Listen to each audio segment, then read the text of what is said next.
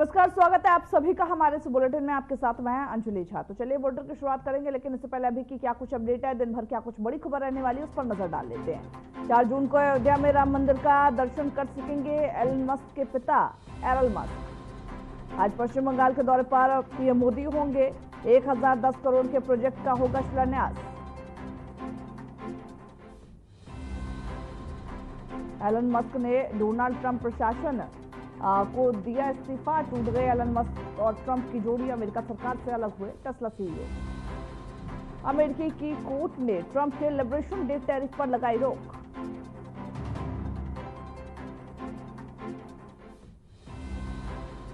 भारी बारिश के पूर्वानुमान के चलते मिजोरम में आज बंद रहेंगे सभी स्कूल।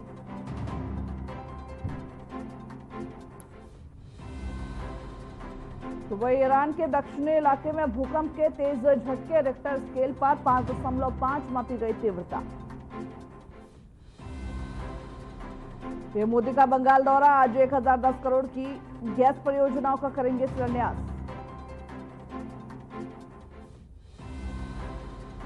यूएस में यूएस कनाडा बॉर्डर ट्रेजेडी, भारतीय परिवार की मौत में दोषी तस्कर को 10 साल की कैद। अजरबैजान में पाक पीएम शहबाज शरीफ ने फिर भारत से वार्ता की इच्छा जताई।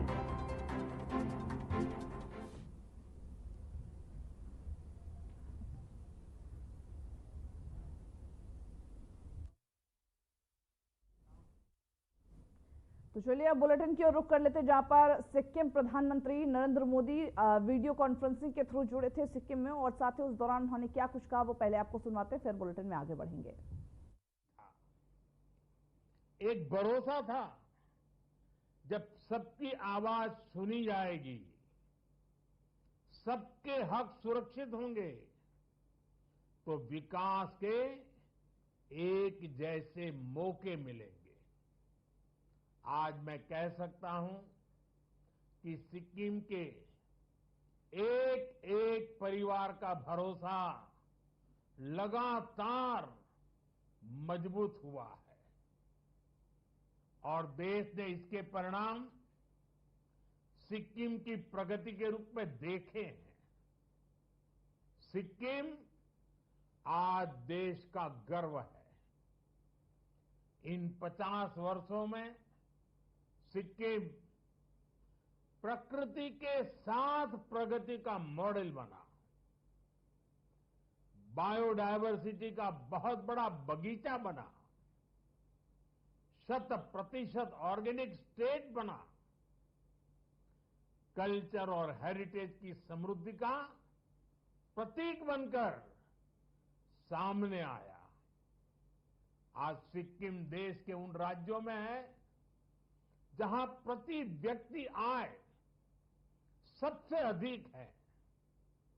ये सारी उपलब्धियां सिक्किम के आप सभी साथियों के सामर्थ्य से हासिल हुई है। इन 50 वर्षों में सिक्किम से ऐसे अनेक सितारे निकले हैं जिन्होंने भारत का आसमान रोशन किया है।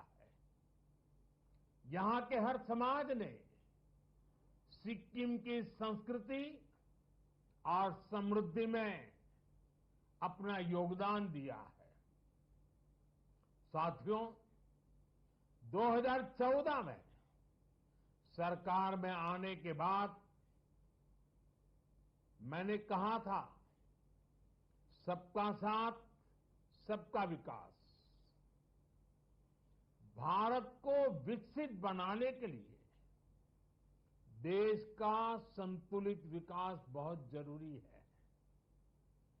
ऐसा नहीं होना चाहिए कि एक क्षेत्र तक तो विकास का लाभ पहुंचे और दूसरा पीछे ही छूटता चला जाए।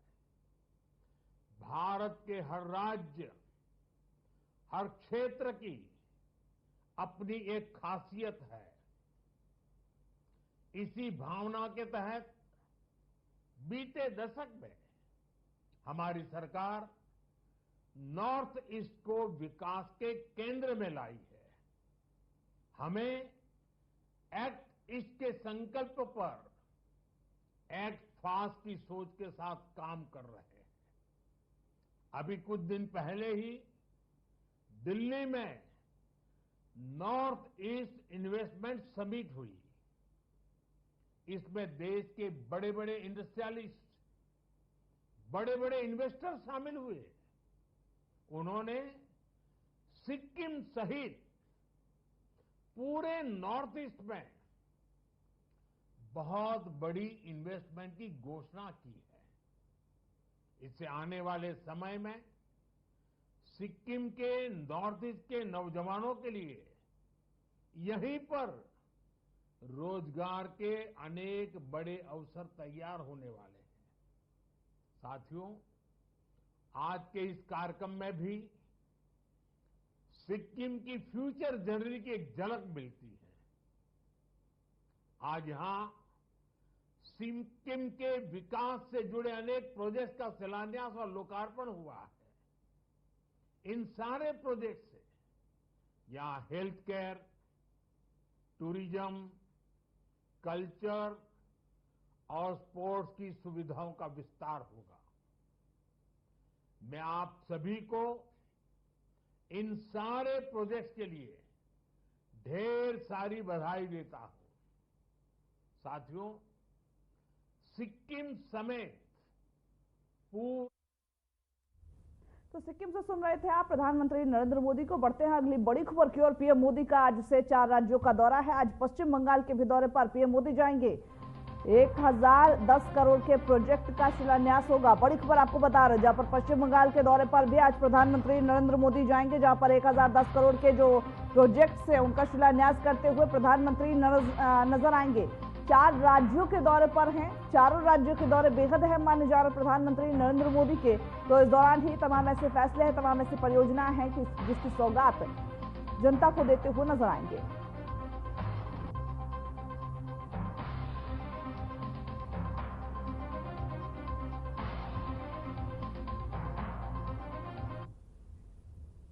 वही लखनऊ में किसान नेता की पुण्यतिथि मनाई गई। चौधरी चरण सिंह को लखनऊ में सीएम ने श्रद्धांजलि दी है। भारत रत्न की विरासत को इस दौरान याद किया गया। तो वही सीएम ने क्या कुछ कहा, चलिए आपको वो भी सुनवाते हैं। किसानों के मसीहा चौधरी चरण सिंह जी की आज पावन पुण्यतिथि है। इस अवसर पर भारत माता के इस महान सपूत के प्रति कोटि कोटि नमन करते हुए मैं प्रदेशवासियों की ओर से विनम्र श्रद्धांजलि अर्पित करता हूं। चौधरी साहब का नाम पूरा भारत भूमि सुधार, हदबंदी कानून को लागू करना, ग्रामीण विकास और अन्नदाता किसानों के मसीहा के रूप में पूरा देश उन्हें स्मरण करता है। यह उत्तर प्रदेश का सौभाग्य है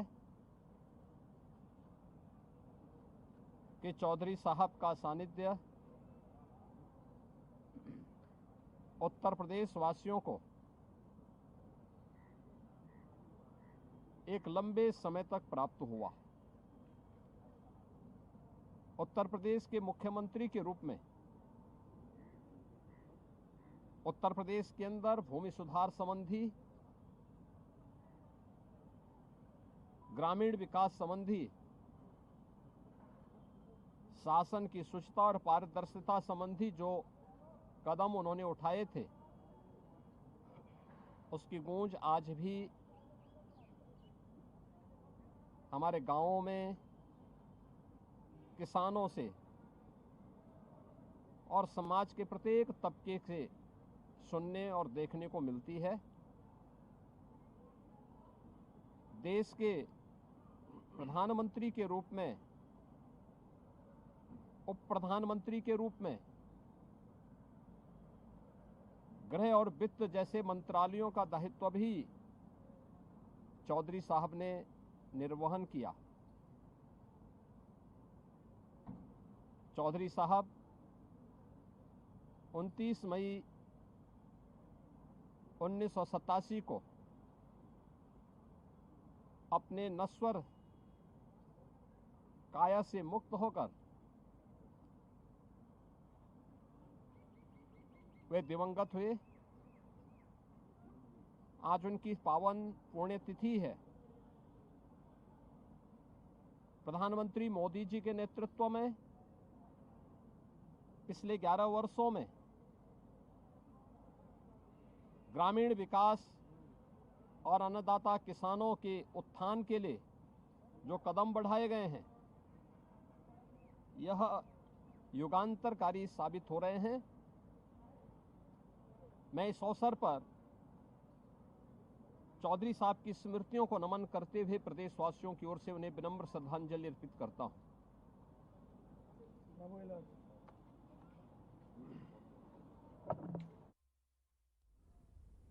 दिल्ली के किसान घाट पर उपराष्ट्रपति जगदीप धनखड़ ने पूर्व प्रधानमंत्री चौधरी चरण सिंह की पुण्यतिथि पर उन्हें श्रद्धांजलि अर्पित की। इस मौके पर उन्होंने चरण सिंह के किसान हितैषी योगदान को याद करते हुए उन्हें सच्चा जननायक बताया। समारोह में कई अन्य नेता और गणमान्य व्यक्ति भी मौजूद रहे। वही धनखड़ ने कहा कि भारत का किसान देश की रीढ़ की हड्डी है, हमारी सामाजिक और आर्थिक व्यवस्था का मुख्य केंद्र है। उन्होंने आगे क्या कुछ कहा, सुनिए। भारत का किसान देश की रीढ़ की हड्डी है। हमारी सामाजिक व्यवस्था, आर्थिक व्यवस्था का मुख्य केंद्र है। चौधरी चरण सिंह की जयंती हमें इसकी याद दिलाती है। चौधरी साहब का पूरा जीवन किसान और ग्रामीण को समर्पित रहा। उनका अटूट संकल्प ग्रामीण उत्थान, किसान विकास और 1939 में पहली बार देश में, जब देश गुलामी में था, आजाद नहीं हुआ था, चौधरी साहब ने सूदखोरों के चंगुल से किसान को मुक्त करने के लिए, उनकी ऋण समाप्ति करने के लिए प्रमुख भूमिका निभाई।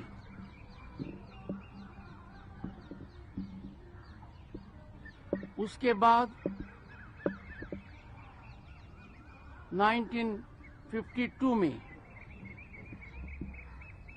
उत्तर प्रदेश के कृषि मंत्री के रूप में चौधरी चरण सिंह जी ने जमीन संबंधी क्रांतिकारी बदलाव में भारी योगदान दिया। जमींदारी उन्मूलन उस समय की ज्वलंत समस्या थी। तो चलिए बुलेटिन में बड़ी खबर की ओर रुख कर लेते हैं। टूट गई एलन मस्क और ट्रंप की जोड़ी, अमेरिका सरकार से अलग हुए। टेस्ला सीईओ एलन मस्क ने इस्तीफे का ऐलान किया है। अमेरिकी राष्ट्रपति के लिए एक बड़ा मैसेज दिखा। बड़ी खबर आपको बता रहे हैं, अमेरिकी सरकार से टेस्ला सीईओ अलग हो चुके। एलन मस्क और ट्रंप की जो जोड़ी थी वो अब टूट चुकी है। एआईएमआईएम प्रमुख और सांसद असदुद्दीन ओवैसी ने पाकिस्तान पर आतंकवाद को समर्थन देने का आरोप लगाते हुए कहा कि उसे फिर से एफएटीएफ की ग्रे लिस्ट में शामिल किया जाना चाहिए। उन्होंने कहा कि पाकिस्तान की संलिप्तता के स्पष्ट सबूत हैं। वहां आतंकवादी संगठनों को प्रशिक्षण मिल रहा और उनका उद्देश्य भारत को अस्थिर करना है। The Kingdom of Saudi Arabia, the Kuwait government and the Bahraini government, we have requested them when the delegation and met that they must ensure that Pakistan must be brought back in FATF grey list. That is where we will be able to control this terror financing of all these terrorist organizations. And do you know that when this person was made the field marshal in Pakistan, a US designated terrorist called Mohammed वही अमेरिकी court से Trump सरकार को एक बड़ा झटका लगा है। लिबरेशन डे टैरिफ पर रोक लगाई गई है। कोर्ट में उठा भारत पाक सीज फायर का मुद्दा। अमेरिकी कोर्ट ने यूएस प्रेसिडेंट के फैसले पर रोक लगाई है। बड़ी खबर आपको बता रहा है, अमेरिकी कोर्ट से ट्रंप सरकार को एक बड़ा झटका मिला है। लिबरेशन डे टैरिफ पर रोक लगाई गई है। वही कोर्ट में भारत पाक सीज फायर का भी मुद्दा उठा है। अमेरिका कोर्ट ने यूएस प्रेसिडेंट के फैसले पर रोक लगाई है।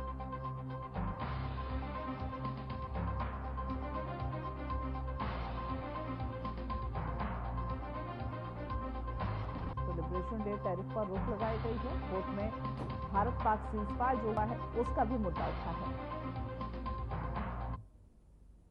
वही मुख्यमंत्री मोहन चरण मांझी की अध्यक्षता में ओडिशा मंत्रिमंडल की बैठक लोक सेवा भवन में संपन्न हुई। बैठक में विभिन्न विभागों के तहत 5 प्रमुख प्रस्तावों को मंजूरी दी गई और इन प्रस्तावों का उद्देश्य राज्य के समग्र विकास और जनता की सेवा में सुधार करना है। कैबिनेट की यह बैठक विकास योजनाओं को गति देने की दिशा में बेहद अहम मानी जा रही।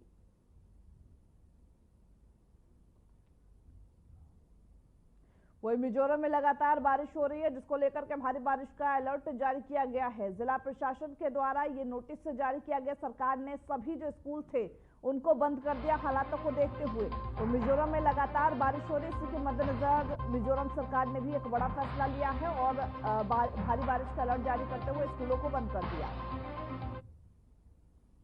वही कांग्रेस सांसद शशि थरूर के नेतृत्व में एक सर्वदलीय प्रतिनिधिमंडल ने पनामा सिटी में पनामा के विदेश मंत्री जेवियर मार्टिनेज अचा से मुलाकात की।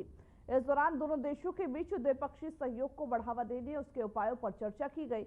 वही मुलाकात में भारतीय सांसदों ने पनामा में भारतीय समुदाय की स्थिति और उनकी भलाई पर भी विचार विमर्श किया। यह बैठक भारत और पनामा के बीच संबंधों को और प्रगाढ़ करने की दिशा में महत्वपूर्ण कदम मानी जा रही।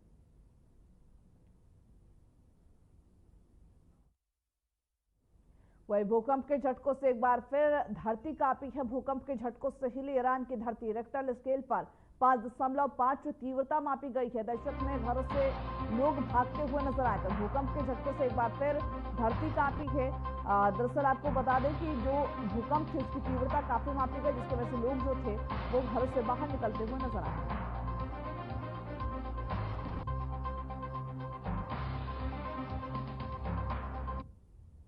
जनता दल यूनाइटेड के सांसद संजय झा के नेतृत्व में एक सर्वदलीय संसदीय प्रतिनिधिमंडल इन दिनों इंडोनेशिया की राजधानी जकार्ता में थिंक टैंक और शिक्षाविदों के साथ बातचीत कर रहा।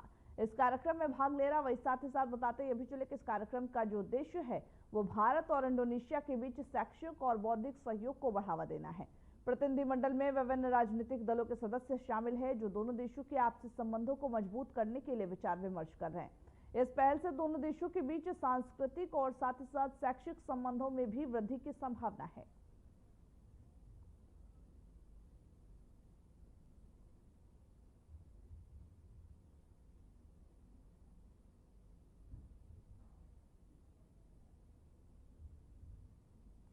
कोरोना वायरस साल 2020 में चीन के वुहान शहर में पैदा हुआ और फिर पूरी दुनिया को अपनी चपेट में लेता गया। इस वायरस का कहर इतना बड़ा था कि पूरी दुनिया अस्त व्यस्त हो गई। इस वायरस के सामने दुनिया की महाशक्ति चीन, अमेरिका, यूरोप समेत सभी देश नतमस्तक हो गए। लोगों की जानें चली गईं और इस वायरस ने लाखों लोगों को अपने शिकार बनाया है। कुछ जगहों पर लोग इस वायरस के कहर से उभर नहीं सके। एक बार फिर कोरोना ने दस्तक दे दिया और इन दोनों कोरोना वायरस फिर फैलने लगा है। वही भारत में हजारों मरीज सामने आ रहे जिनका इलाज चल रहा। संक्रमित जो 11 से ज्यादा लोगों की पुष्टि हुई है। वही साथ ही कोरोना का कहर क्या कुछ दिखाएगा और क्या कुछ एहतियात इसमें बदलना है, देखिए इस रिपोर्ट को। भर में टूटा कोरोना का कहर। भारत में कोरोना की दोबारा दस्तक। ऐसे में सावधानी जरूरी या घबराहट? कोरोना का ये वेरिएंट कितना खतरनाक? देश भर में कोरोना के मामले फिर से बढ़ रहे हैं। एक्टिव केस एक बार फिर से 1000 के पार पहुंच चुके हैं। इससे